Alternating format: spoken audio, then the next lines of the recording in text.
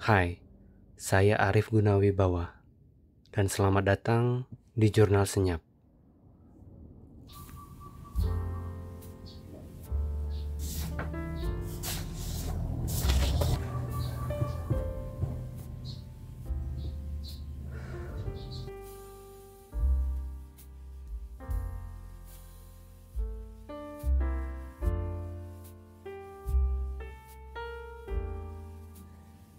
Soul, bagi saya, adalah film yang mengingatkan tentang hal yang begitu mendasar dalam hidup, yaitu bagaimana cara kita hidup dan untuk apa kita hidup. Semilir angin segar di kehidupan sekarang di mana segala sesuatunya dinilai dari sebuah pencapaian. Dirilis pada tahun 2020 lalu, Soul bisa jadi salah satu film terbaik yang pernah dibuat oleh Pixar. Sajian yang membahas tentang arti dari passion, tujuan, dan makna hidup itu sendiri, serta hubungannya dengan cara kita memandang hal-hal tersebut.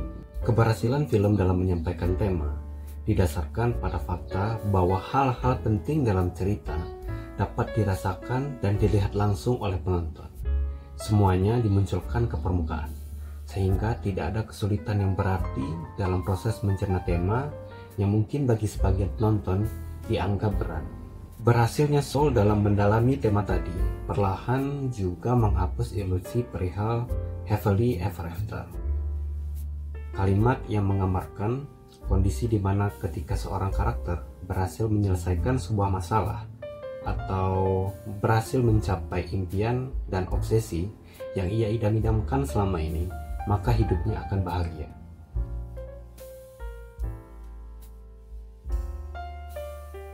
Dari awal, Soul dengan jelas melukiskan bahwa mimpi Joe adalah untuk menjadi musisi jazz profesional. Ia hidup bernafaskan jazz. Lebih dari itu, Joe sangat berbakat dan begitu mencintai musik. Ia punya semua yang dibutuhkan untuk menggapai mimpinya. Film seolah menyiratkan bahwa tujuan akhir dari cerita Joe adalah ketika ia berhasil naik panggung untuk bermain musik. Dan hidupnya seketika akan berubah saat ia sampai pada titik itu. Soul menguatkan kesan ini dengan menampilkan adegan saat Joe mendapat kesempatan audisi dan lolos untuk tampil bersama legenda musik jazz, Dorothea Williams. Mimpinya tinggal selangkah lagi. Namun sialnya, karena kecerobohan, Joe harus pindah alam tepat sebelum ia mewujudkan mimpinya. Tapi sekalipun ruh sudah berpisah dari tubuh, Joe tidak mau melepaskan kesempatan emas untuk menjadi musisi jazz profesional. I'm out of here. I don't think you're supposed to go that way. This can't happen. I'm not dying today. Not when my life just started. Motivasinya untuk mendapatkan apa yang ia inginkan menjadi semakin solid. Joe harus menggapai mimpinya. Keinginannya harus tercapai. Dan Soul dengan halus membuat penonton semakin berpihak kepada Joe, dengan membuat penonton menginginkan apa yang diinginkan oleh karakter utama. Jika mengikuti pakem cerita umum, Soul bisa saja berakhir menjadi sebuah film yang sangat berbeda. Joe, sebagai karakter utama, sudah memiliki motivasi yang jelas demi berlanjutnya cerita. Konflik kemudian berkembang, dan Joe berusaha melewati berbagai rintangan demi menggapai tujuannya. Perihal menggapai mimpi tadi bisa jadi titik di mana cerita mencapai puncaknya. Film bisa saja berakhir ketika Joe selesai tampil sebagai musisi profesional dan kemudian memberikan resolusi, kejarlah mimpimu. Setelah melewati berbagai rintangan di The Great Before dan kemudian kembali lagi ke dunia nyata, mendapatkan mimpinya adalah hal yang dirasa pantas dan masuk akal untuk Joe. Sebuah formula cerita tipikal yang bisa dibilang dekat dengan penonton, mudah diterima. Namun dalam kenyataannya, Soul memilih untuk memberikan sesuatu yang lebih.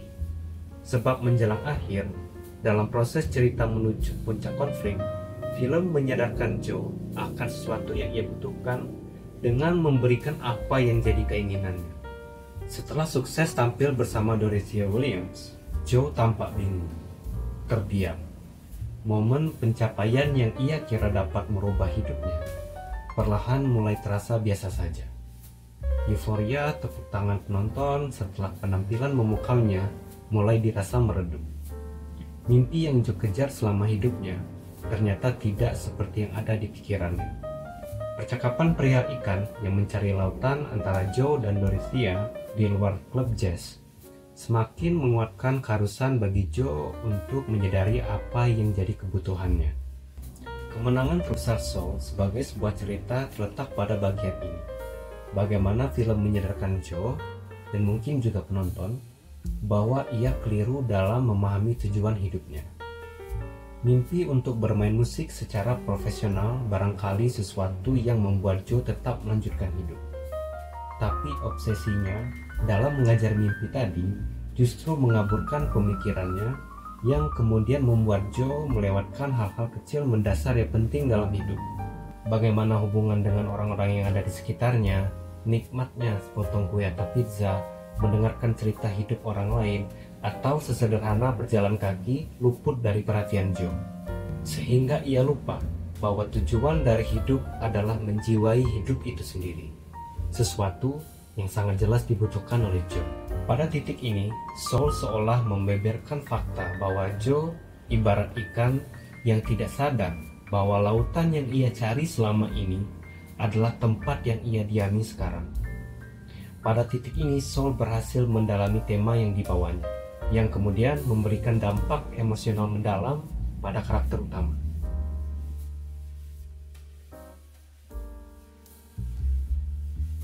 Perjalanan Joe untuk mengenali apa yang ia butuhkan sebenarnya dimulai sejak Joe berbagi tubuh dengan jiwa yang bernama 22. Sebuah jiwa yang sama sekali tidak tertarik untuk hidup. Sedikit latar belakang untuk 22. 22 adalah jiwa yang cukup lama berada di The Great Before, tempat di mana jiwa-jiwa ditempa dan dilatih oleh berbagai macam mentor sebelum mereka dilahirkan ke dunia.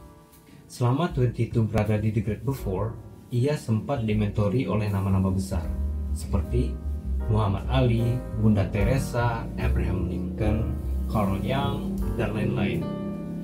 Mereka yang tak kurang pencapaiannya saat masih hidup di dunia. Namun tak satu pun dari mereka mampu membuat 22 cukup utuh untuk bisa turun ke dunia. Kondisi yang perlahan berubah saat 22 bertemu dengan Joe. Berbanding terbalik dengan nama-nama besar tadi, menurut 22, hidup Joe sangatlah menyedihkan. Seseorang yang bisa dibilang gagal dalam hidup. Potret sepanjang hidup Joe diselimuti warna muram. Namun 22 menemukan hal yang menarik dari Joe.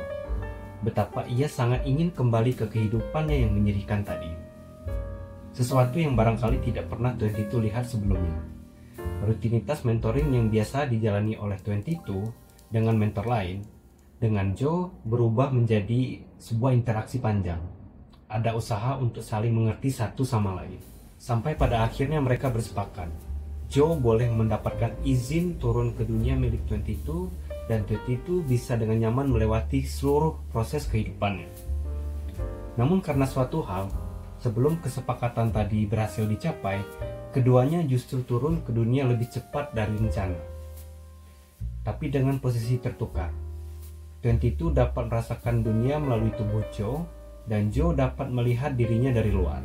Karena alih-alih kembali ke tubuhnya sendiri, jiwa Joe malah masuk ke dalam tubuh seekor kucing. Dan di sisi lain, saat pertama kali hidup, 22 langsung merasa kewalahan. Apa yang ia hindari selama ini langsung terjadi di hadapannya. Namun rasa kewalahan tadi tidak berlangsung lama. Karena untuk sebuah jiwa yang sama sekali tidak pernah tertarik untuk hidup, 22 malah cepat merangkul kehidupan. Segala sesuatunya jadi menarik bagi 22 yang baru merasakan hidup. I'm not supposed to be here. Can you help me get back? I already know everything about Earth and it's not worth the trouble. You're missing out on the joys of life. Rasa yang tak pernah ia temukan di The Great Before akhirnya bisa ia rasakan di dunia.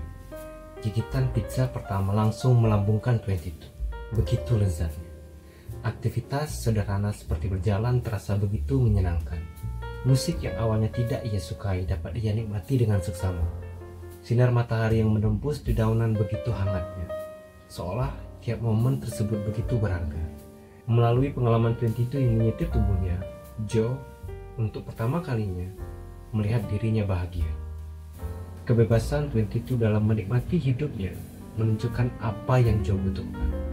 sesuatu yang Joe anggap biasa saja sampai akhir menjelang.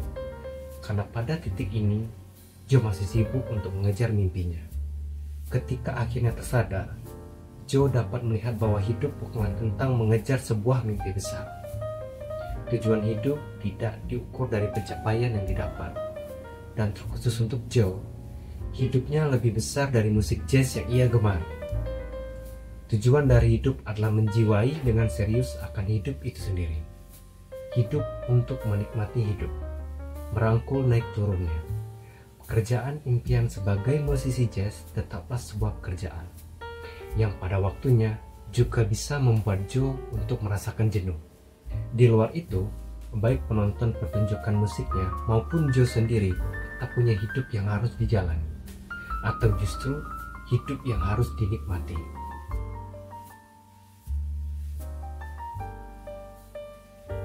Mimpi yang tercapai tak akan membesarkan identitas dalam diri. Mimpi yang tercapai tak akan menyembuhkan rasa insecure. Ia juga tak akan mampu mengisi kekosongan dalam diri yang mungkin dirasakan. Soul seolah berbisik bahwa tidak ada yang namanya happily ever after di balik sebuah pencapaian. Tidak benar bahwa hidup baru akan dimulai di saat kita berhasil sampai pada suatu titik. Hidup sudah lama dimulai, sejak napas pertama kali ditarik dan saat jantung mulai berdetak. Hiruk pikuk dunia dan kesibukan diri dalam mengejar mimpilah yang seringkali mengaburkan pandangan kita akan hal-hal mendasar dalam hidup yang justru kita butuhkan. Nikmat makanan favorit atau enaknya secangkir kopi, bercanda tawa, menikmati semilir angin, dan membangun relasi berkualitas dengan orang-orang terdekat mungkin terlihat sepele dan berbanding kecil dengan apa yang kita impikan. Tapi barangkali justru hal-hal itulah yang membuat hidup kita lebih berarti. Dalam konteks film, hal-hal tersebut sering terlewatkan oleh Joe, terutama perihal membangun relasi berkualitas dengan orang-orang yang ada di sekitarnya. Joe tidak menyadari betapa besar dampak positif yang ia timbulkan. Sebagai seorang guru, Joe berhasil membuat Curly untuk tetap bersekolah karena kelas musiknya, yang akhirnya menuntun jalan Curly untuk menjadi drummer dari Dorothea Williams Quartet. Kani tetap melanjutkan kegemarannya bermain musik karena Joe, melalui 22, rela duduk dan mendengarkan keluh kesahnya. Sebagai anak, Joe membuka hati sang ibu karena berani berterus terang. Dan di saat bersamaan, Joe juga membuat ibunya bangga. Sebagai teman, sekali lagi melalui 22, Joe bisa bicara dengan Dex tentang hal yang lebih daripada jazz. Dan sebagai mentor, Joe sukses membuat 22 utuh dan berani untuk akhirnya turun ke dunia. Relasi-relasi inilah yang pada akhirnya disadari Joe sebagai salah satu kebutuhan dalam hidupnya. Sejalan dengan yang disampaikan oleh Robert Waldinger dalam TED Talk-nya pada tahun 2016 lalu, yang berjudul What Makes a Good Life? Lesson from the Longest Study on Happiness, yang merupakan hasil dari penelitian selama 75 tahun oleh Universitas Harvard yang berfokus pada perkembangan orang dewasa. Penelitian tersebut mengungkapkan bahwa many of our men, when they were starting out as young adults, really believed that fame and wealth and high achievement were what they needed to go after to have a good life. But over and over these 75 years, our study has shown that the people who fared the best were the people who leaned into relationships with family, with friends, with community. Soul tidak datang untuk membuat kita berhenti bermimpi, tapi ia datang sebagai pengingat untuk menyadari bahwa hal-hal yang kita inginkan, mimpi-mimpi besar dan cita-cita, bukanlah segalanya. Kita tidak perlu menggantungkan nilai hidup hanya dari hal yang mampu kita dapatkan. Hidup bukan hanya tentang kesuksesan. Ada hal lain yang sama atau justru lebih berharga dalam hidup. Soul memberi pelajaran bahwa hidup adalah tentang merangkul hal-hal kecil, menyambut naik turunnya, dan menjaga kualitas hubungan dengan orang-orang yang kita sayangi. Dan pada akhirnya, tujuan dari hidup adalah kemampuan untuk menjiwai hidup itu sendiri. Inilah Soul.